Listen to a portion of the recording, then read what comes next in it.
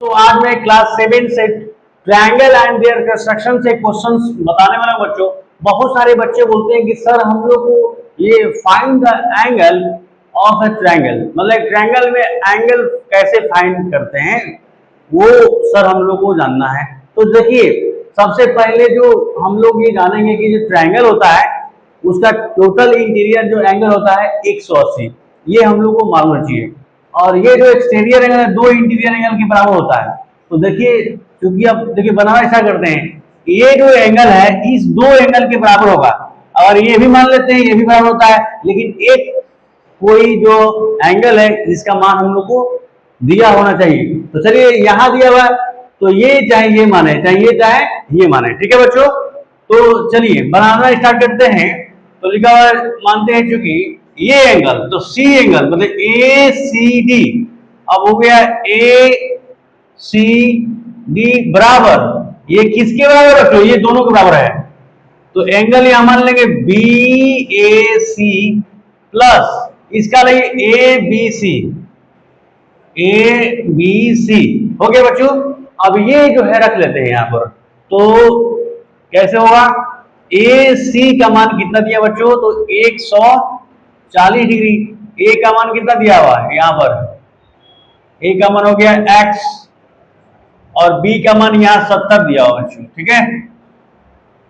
अब क्या करेंगे बच्चों, इसको इधर ला देते हैं, तो 140 माइनस हो जाएगा 70, तो यहां पर x डी ऑलरेडी बचा हुआ है, तो 70 में से 70 चल जाएगा, तो फिर क्या हो जाएगा 70 जो हो गया ये चूंकि कितना हो गया 70, x का मान कितना हो गया 70, ये हो गया बच्चों, निकल गया।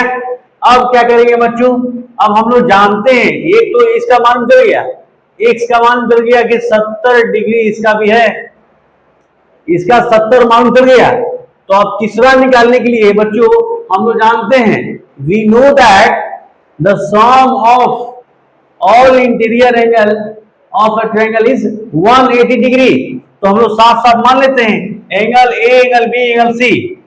अब फिर मानते हैं चूंकि angle A plus angle B plus angle C equal to 180 होता है ना, अभी बोले हैं।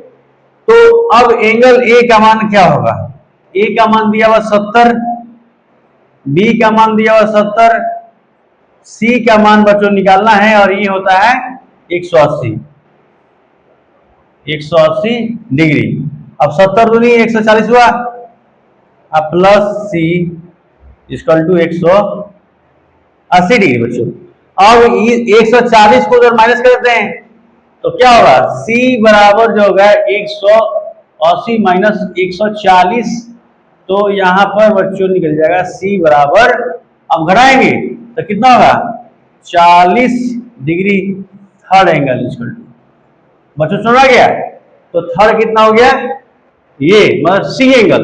तो अब x का मान कितना आ गया, x का मान हो गया y का मान, सॉरी यहाँ C बराबर y है, तो y इक्वल टू कितना आ गया 40 डिग्री। यही हो गया बच्चों आंसर हो गया बच्चों, समझ में आया कि x का मान है और ये क्या हो गया y का मान, C एंगल ये, तो C क्या हो गया 40 डिग्री।